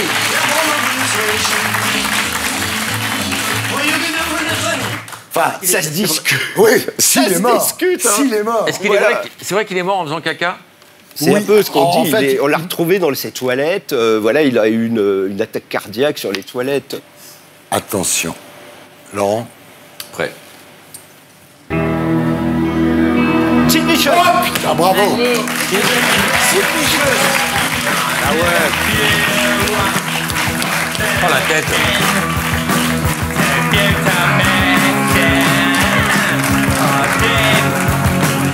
Quand ils sont arrivés, les Sex Pistols, c'était énorme, quoi. C'était génial. On était dans le rock planant, Genesis, tout ça, et d'un seul coup, les mecs, ils connaissaient 4 accords. 3. Ouais, ils ont révolutionné la musique. Voilà, ils ont totalement remis l'énergie au centre du rock. 77. Voilà. My Way, enregistré dans un studio en France, et le clip tourné à l'Olympia. Ouais. Alors, qui a gagné? Donc, Laurent et Philippe, vous êtes à égalité. C'est le Super Banco. Celui ou celle qui gagnera le Super Banco aura tout gagné. Jingle.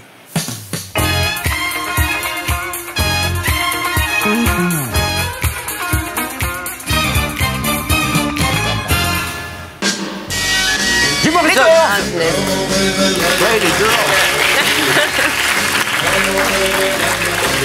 Il est mort d'une overdose d'héroïne au Rock'n'Roll Voilà, Circus. donc on lui donne, il va acheter de l'héroïne pour sa copine et sans doute il va l'essayer dans les toilettes, quoi. Et on le retrouve mort dans les toilettes avec son paquet à la main, le cœur s'est arrêté.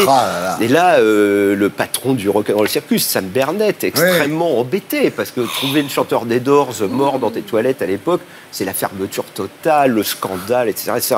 Et donc, ils vont rouler Morrison dans un tapis, le sortir par un club voisin qui donne sur la rue rue Dauphine, le charger dans une voiture, le ramener rue Beautreilly dans le Marais, le monter au 3e étage et le mettre dans une baignoire d'eau glacée en se disant en cas d'overdose, c'est un peu le système du pauvre pour faire le truc là, le boum boum qu'on voit souvent dans les films de Tarantino.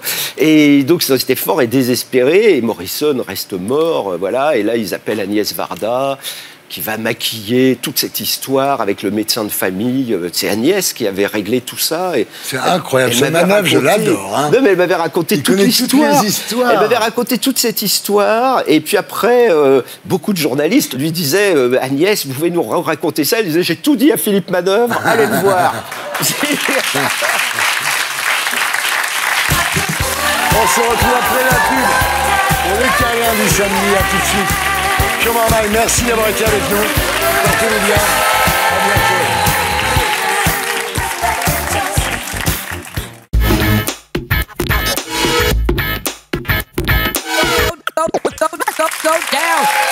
Bonsoir. Les câlins du samedi, bienvenue dans l'émission qui vous aide à vous faire votre panthéon. En compagnie de Charles.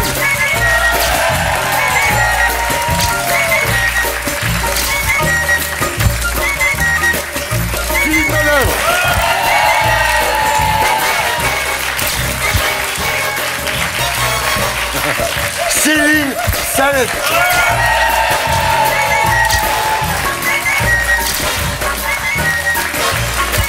Et Laurent Baffy.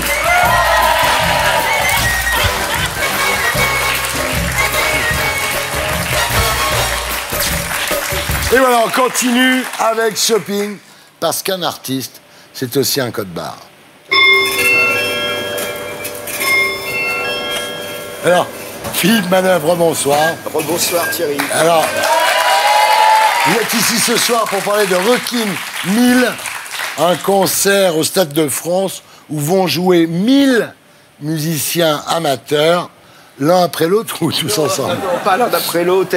Il y a encore plein de gens qui n'ont pas compris le concept. Et il y a des taxis qui me demandent mais alors il y aura du monde, on peut venir? Oui, vous pouvez venir, c'est ouvert, c'est public.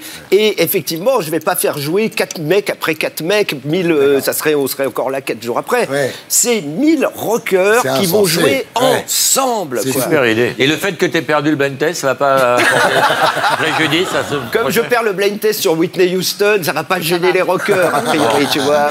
Voilà. 1000 musiciens amateurs, seulement le plus connu, c'est vous, là-dedans. Ben oui, un petit peu, bien sûr, oui, mais moi, je sers à fédérer les nations. Il y aura du punk, il y aura du grunge, il y aura du rockab, il y aura du hard rock, du métal, enfin voilà, on va. Mais c'est une super idée, hein. Alors, est-ce que vous allez arriver à trouver de la drogue pour tout le monde? Je crois que là, c'est pas ça du tout notre problème. Hein. Ouais, alors... déjà, s'il y a une prise électrique par...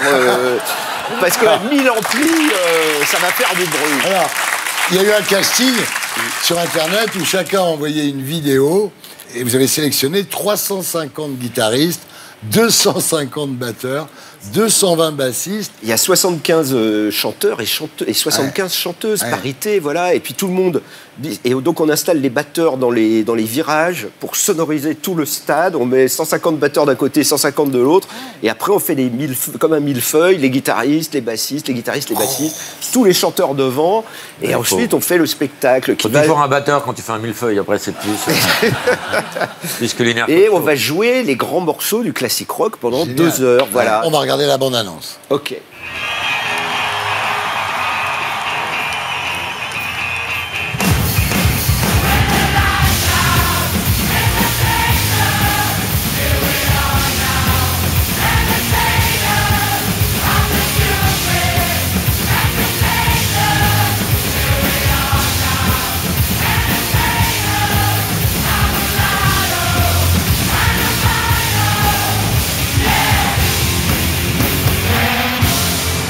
C'est pas mal. En fait, l'idée vient d'un informaticien italien qui a lancé l'affaire pour faire venir les Foo Fighters à Cesena. 1000 musiciens ont joué Learn to Fly. 48 millions de vues sur YouTube. On regarde à quoi ça ressemble.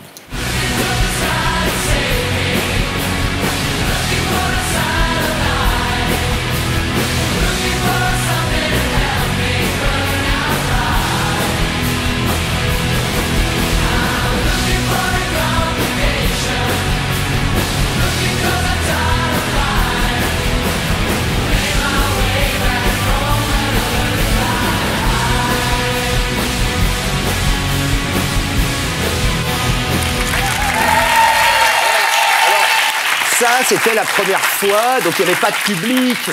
C'était juste pour attirer l'attention des Foo Fighters. Qui sont venus finalement. Qui finalement, évidemment, sont venus, parce que Dave Grohl aime bien faire un peu le buzz, et quand on l'appelle aussi gentiment, il a dit « Ok, on y va, on va jouer pour vous ». Et puis après, ils avaient pris le goût du truc, ils ont découvert qu'en fait, avec des oreillettes, on arrive à synchroniser 1000 musiciens ensemble.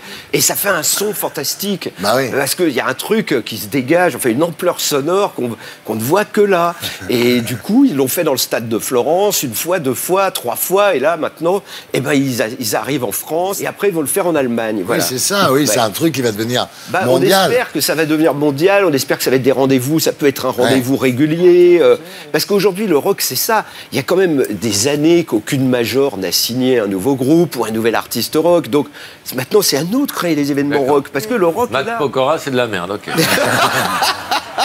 suis très déçu par ce critique. Et l'ambition de Rock in 1000, oui, ça serait de devenir pérenne. Déjà, c'est de prouver qu'on va remplir le stade. Parce que les artistes qui remplissent un stade, au monde, il y en a 10. Il n'y a pas beaucoup plus. C'est un truc colossal, le Stade de France. Dans un métier pyramidal comme la musique, c'est vraiment le sommet absolu. Et là, ces 1000 amateurs vont devenir les superstars d'un soir. C'est fou pour eux-mêmes. Oui, c'est un truc... Ils se retrouvent au Stade de France. C'est génial. Super idée.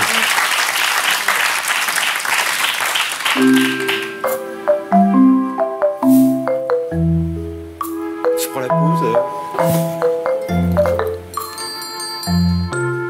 Vous connaissez ça? C'est les musiques de bébés.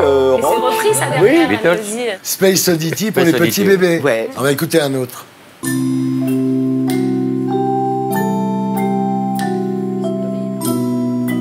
Laurent? Oui, je l'ai. Assis au Red Door, Painted Black des Rolling Stones. C'est très joli ça, pour les gosses.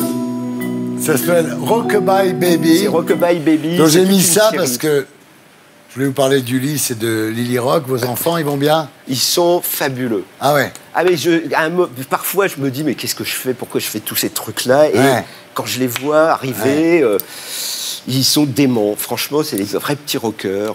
Ils sont adorables. Vous savez qu'on s'est mariés le même jour? Ah oui! Le 21 juin 2014. Et avec la même femme. Le bordel. Non mais ce que tu ne sais pas, c'est qu'il y a pratiquement la même différence d'âge entre Candice et vous et Audrey et moi. Oui, c'est vrai. Ça nous 2 générations. Ouais. Ça nous relie. Non, une seule. Mais c'est un grand bonheur d'être avec une femme qui me soutient dans ce projet dément quand même. Tant qu'elle rate pas sa scolarité à cause de ça.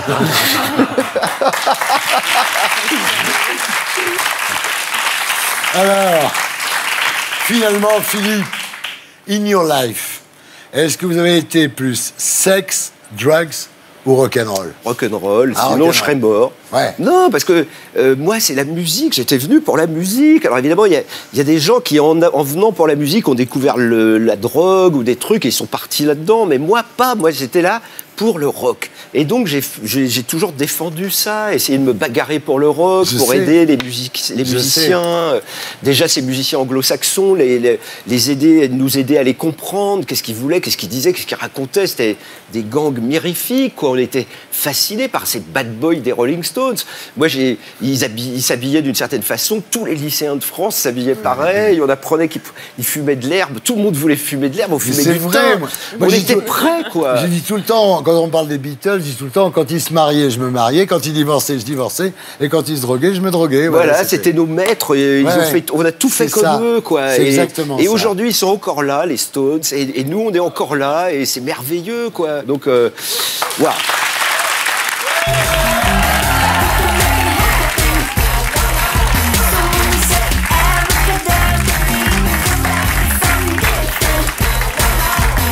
Et voilà, on continue avec shopping, parce qu'un artiste, c'est aussi un code barre.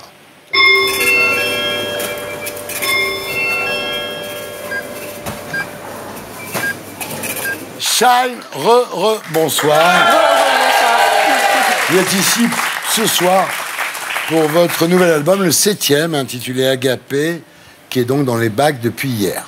Absolument. Alors, Agapé, c'est le mot grec pour l'amour divin, inconditionnel, l'agapé est souvent comparé à la charité chrétienne. Tu veux, il y a l'amour physique, Eros, l'amour de l'esprit, ce qui est entre nous. L'amour à plusieurs, Rocos. Philia. L'amour de l'esprit, Philia, et l'amour pour l'amour, agapé. D'accord. C'est un peu l'amour platonique, pur. non? C'est un peu Oui, idéalisé, non? oui, c'est pas Eros. Il n'y a pas pénétration. Non. C'est une sorte de tantrisme. Oui, Laurent, oui. Exactement. C'est bien.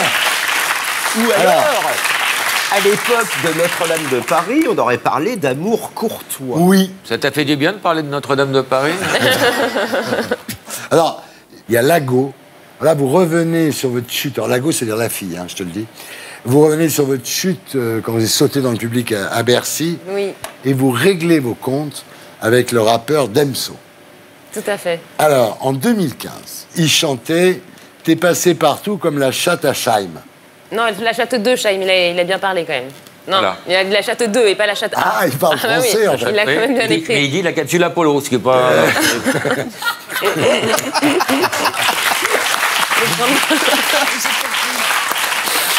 T'es passé partout comme la chatte à Scheim. Je sais pas si c'est vrai, mais je la baiserai au calme. Alors, vous avez répondu. Ah là là, tu veux mon cul? Va faire la queue derrière Damso. Voilà. Mais il fallait répondre finalement sur le Mais moment. j'aime On l'écoute et puis on n'en prend pas compte parce qu'on a l'habitude de prendre rien personnel, parce qu'on entend tellement, on en voit tellement sur les réseaux sociaux, etc., qu'on se dit bon bah c'est une de plus. Et puis au final c'est tellement gratuit, tellement violent et tellement irrespectueux que je me suis dit bon bah voilà, le nouvel album sort, j'ai envie d'en reparler et de reparler de toutes ces choses, dont Bercy également, qui ont marqué un peu les dernières années de ma carrière, et Damso en faisait partie. Alors, ce qu'il faut dire, c'est qu'à Bercy, vous avez sauté dans le public et vous êtes tombé par terre. Je suis pas tombée par terre. Non, Ah bon? sinon je me serais pas relevée, mais j'ai atterri très bas dans les mains des gens. Effectivement, il y a un point de vue de caméra où on a l'impression que je m'écrase la tête au sol. C'est terrible. Mais voilà. Je vous épargne la rediffusion de la séquence. Alors, Damso, il est habillé, lui, pour l'hiver. Après, il y a une chanson beaucoup plus intéressante, à mon sens, c'est Absolem. Donc là, avec Youssoupha et Kemler, ça dure 9 minutes. Et là, vraiment, vous parlez de tout, là. Vous parlez même d'Arthur. Ouais, je parle de tout.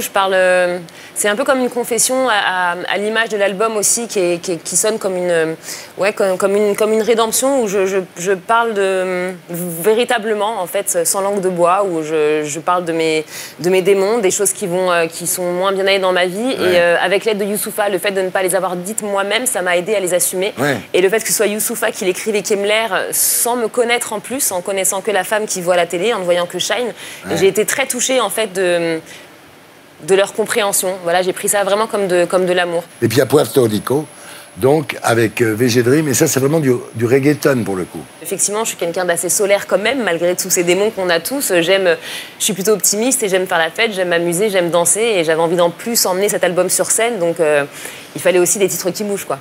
On regarde à quoi ça ressemble Magnéto Serge. Au début c'est le fouet que vous êtes tous pareils. Je te cerné illico sous tes douces caresses. Tu te rends même pas compte que tu fais tout de travers. Tes galères, tes plans foireux, s'il te plaît, faut que t'arrêtes. Je te mets la bague au doigt, on se casse au soleil. Y'aura que toi et moi, t'en fais pas pour l'oseille. Jamais je te ferai du mal, bébé, je t'aime trop pour ça. Je te couvrirai d'amour et tire-toi de là. Quand j'ai vu des dingueries dans ta story, ouais c'est ça, il manque que c'est ta copine. Tu l'embrasses comme dans sa story. Il veut m'emmener à Puerto Rico. Il sait pas que j'ai changé de pico. Pour lui c'est la fin des haricots. Je vais disparaître dans le noir. Pas mal. Ça, vous n'êtes pas à l'abri que ça soit un tube de l'été. Mais on croise les doigts, Thierry, j'espère. Ça fait penser un peu aux vacances, un peu au... Mais c'est ça, c'est le but. Il faudra prendre la Corée et la refaire au camping. Ouais. En tous les cas, vous avez pris des risques, hein. Je pense que c'est un premier album dans le sens où c'est la première fois que je collabore avec des artistes, que je fais des featuring que je ne connais pas. C'est jusque-là, vous travaillez avec votre bande, vous étiez enfermé dans le studio, en éteignant la lumière quand vous chantiez, et tout ça, hein, c'est vrai. Ça.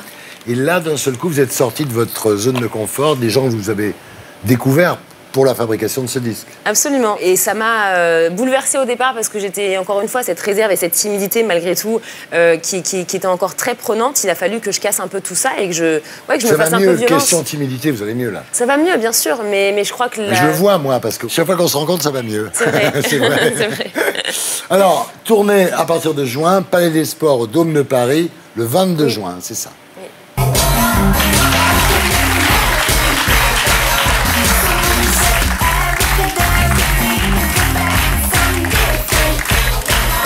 Vous avez déclaré, Chaim, certains vont chez le psy, moi je fais de la musique.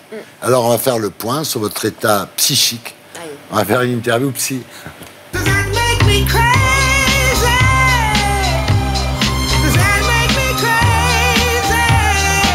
Est-ce que vous êtes mytho?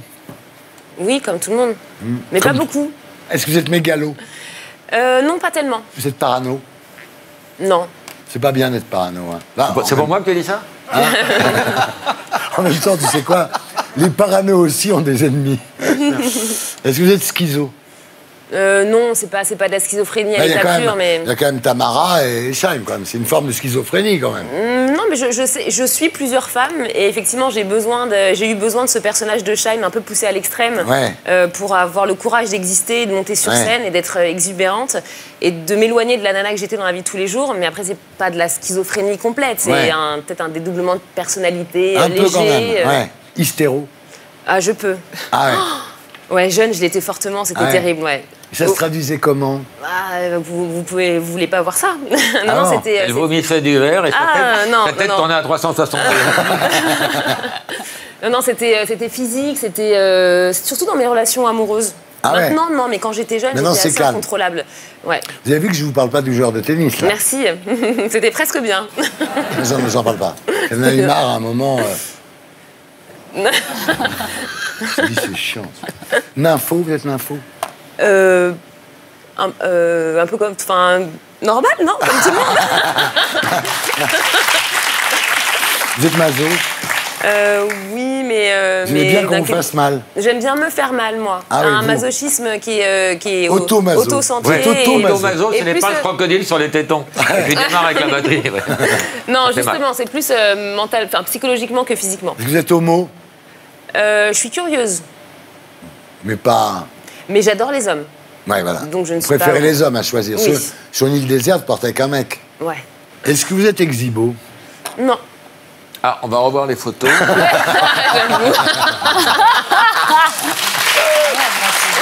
mais exhibe sur Instagram, c'est pas pareil. Je vous demande pas si vous êtes damso. Mais pourtant, je suis damso parce que je trouve qu'il a un talent fou. Ah, vous êtes damso, mais bon. Ouais, non, mais j'ai trouvé ça dommage qu'il me cible sur cette punchline, mais il a un talent fou, ouais. Vous êtes chamallow? Non. Vous n'êtes pas... Plutôt l'inverse, même. Ah ouais, les mecs chamallows, c'est... Non, j'aime bien, au contraire, j'ai beaucoup de caractère, donc en face, il faut qu'il y en ait aussi. Est-ce que vous êtes géronto? Qu'est-ce que c'est tous ces mots, Thierry, géronto, c'est les filles qui aiment les vieux. Par exemple, comme l'épouse de je connais Candu, Sandus, que j'adore, qui est une délicieuse femme, et je l'embrasse et elle nous regarde. J'aime bien tout, mais ça me dérange pas, la différence d'âge. Moi, j'ai besoin de me sentir en sécurité, j'ai besoin qu'on me tienne, voilà. Alors d'accord, alors vous êtes géronto, si c'est ça. Ok. Donc, j'aimerais bien être avec un mec qui a des réductions dans le train, par exemple. Ça dépend où on va, en fait, c'est pour ça.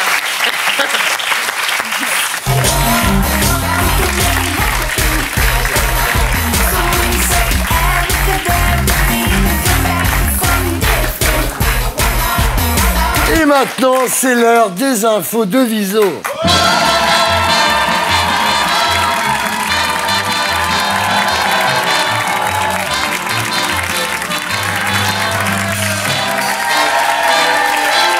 Bonjour tout le monde. Comment ça va? Bien et vous, Charlisson? Jingle.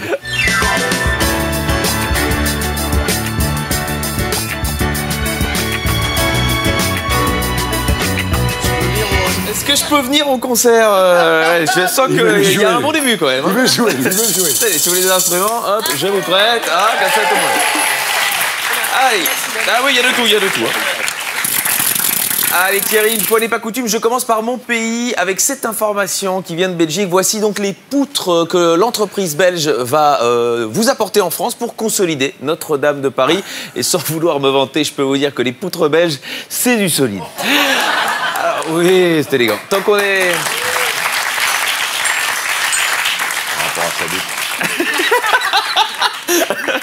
Oui, c'était ça.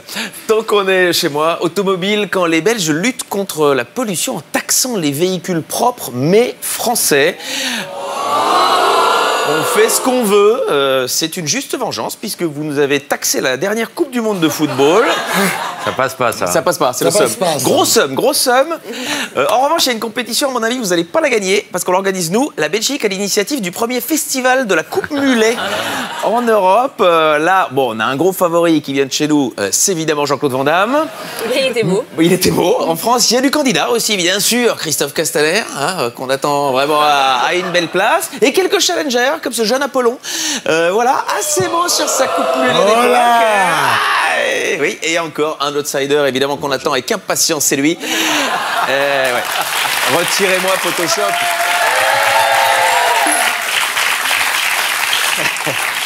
Bienvenue dans le chapitre Belgique avec cette dernière information. À Bruxelles, le pipi du Mannequin Peace sera enfin recyclé. Mannequin Peace qui a ses fans, notamment en France, avec le cardinal Barbarin. Mais prêtres aussi, ils veulent tous des bénitiers du même modèle.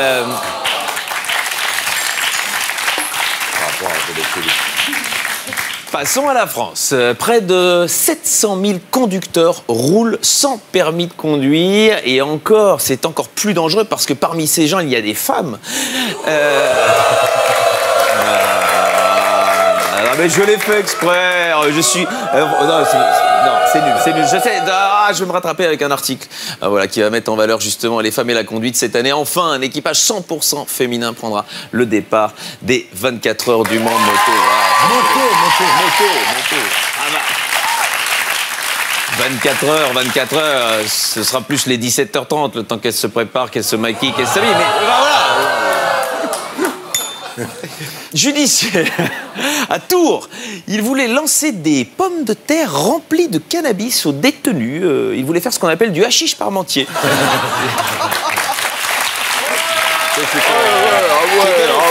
C'est cadeau pour cadeau.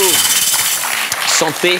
Faire du sport rend plus heureux encore que l'argent. Selon une étude, je te raconte pas comment les joueurs du PSG doivent être doublement heureux.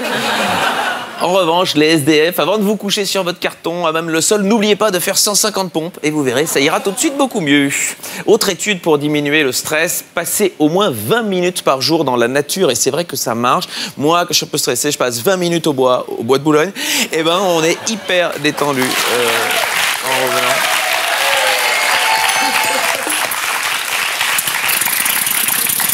Science. En Chine, les scientifiques implantent à des singes un gène du cerveau humain pour les rendre plus intelligents. Et c'est vrai que ce serait fou que les singes puissent être aussi évolués que nous. Ils iraient boire des bières dans des stades de foot en poussant des cris d'humains contre les joueurs qui trouveraient trop blancs. On a hâte. J'ai bien dénoncé là. Paf. International, en Papouasie-Nouvelle-Guinée, des milliers d'hommes se sont injectés de l'huile dans le pénis pour l'agrandir. C'est n'importe quoi. Tout le monde sait que le lubrifiant, c'est pas dans le pénis qu'il faut le mettre, mais au-dessus, évidemment. Et la vraie question, c'est de savoir si ça marche. Est-ce qu'à la fin, les types ont éjaculé de la mayonnaise? On ne saura. Ouais, celle-là est paraffinée. À 21h, elle est paraffinée. Non. Pays-Bas. Pendant une semaine, le train est gratuit pour ceux qui présentent un livre. Excellente idée, je trouve. Tout le monde n'a pas pensé ça, notamment Franck Ribéry qui a tweeté « Heureusement que je me déplace en jet privé ». Environnement. La dernière femelle connue d'une espèce menacée de tortue est morte en Chine et je sais que ça touche et c'est triste et c'est chaque fois pareil. La folie de l'homme coûte cher et c'est la nature qui paie en espèces.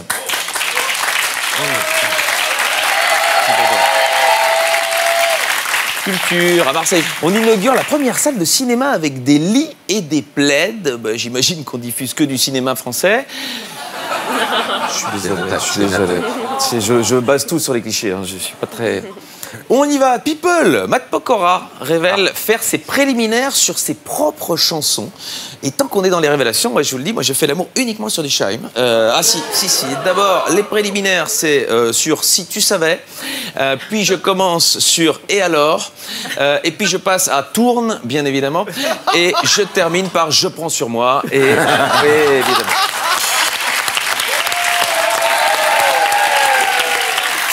Allez, les brèves. Paris, une fillette de 4 ans et 3 jours verbalisée dans le métro. Apparemment, avec son nouveau travail de contrôleur à la RATP, Christian Quesada se venge comme il peut contre les petites fillettes. Dans l'Allier, les pompes funèbres rendent un mauvais corps à une famille. Oui, ça peut arriver de se tromper de corps. C'est d'ailleurs ce que Christophe Castaner a expliqué à sa femme après la soirée en boîte de nuit il y a un mois. Dans la Manche, il ingurgite 2,2 kg de saucisses en 15 minutes et il remporte 1 000 €. C'est un concours, enfin 1 000 € pour bouffer de la saucisse pendant 15 minutes. On n'avait plus vu les tarifs aussi chers depuis Zaya. Par rapport à la tête. Allez, passons à la visite culturelle de la semaine. Alors, chaque semaine, je propose d'aller voir, voilà, ça j'aime bien, un musée, une artiste. Et je vous emmène loin, je vous emmène découvrir la sculptrice Cosima von Bonin, une exposition qui a lieu à Tel Aviv, au Jaffas Magasin 3. C'est l'extension d'un musée danois qui est installé en Israël. Alors on va la découvrir, c'est elle. Elle est connue pour ses installations à grande échelle qui mixent souvent des textiles, des animaux empaillés surdimensionnés. On va en voir un exemple là qui arrive. Une approche voilà, qui mêle l'absurdité, l'humour et peut-être un peu de fainéantise aussi. L'exposition s'appelle Ocean and Caffeine, Océan et Caféine. Donc on retrouve pas mal d'animaux marins. Alors on va en voir quelques-uns. J'espère que ça vous donnera envie. Voilà, sans doute la pochette du prochain album de Julien Dorade.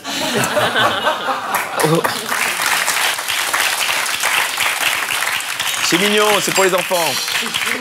Autre œuvre assez mignonne, voilà, on dirait la suite d'Intouchable, et c'est donc Omar qui est dans le fauteuil cette fois. Autre installation, voilà, quand on décide de laver les draps de lit chez Michael Jackson, on retrouve de tout. Une autre, une œuvre qui n'est pas sans rappeler la tristesse quand vous allez à une partouze et que vous vous retrouvez seul à niquer la table alors que les autres s'amusent.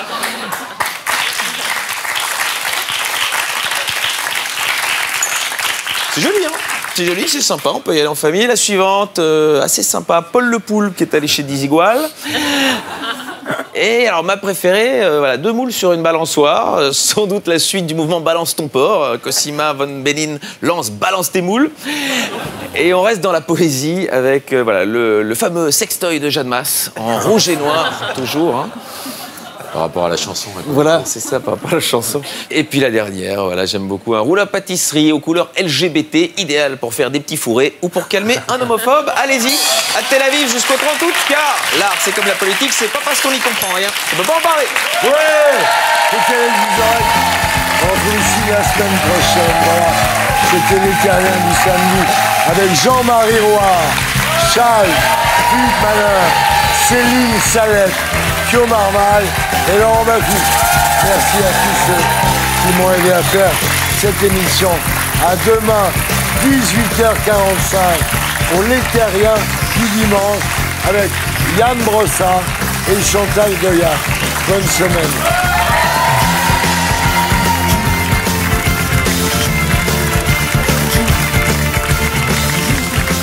Et pour être sûr de ne rien rater de Inarditube, abonnez-vous et mettez un pouce bleu.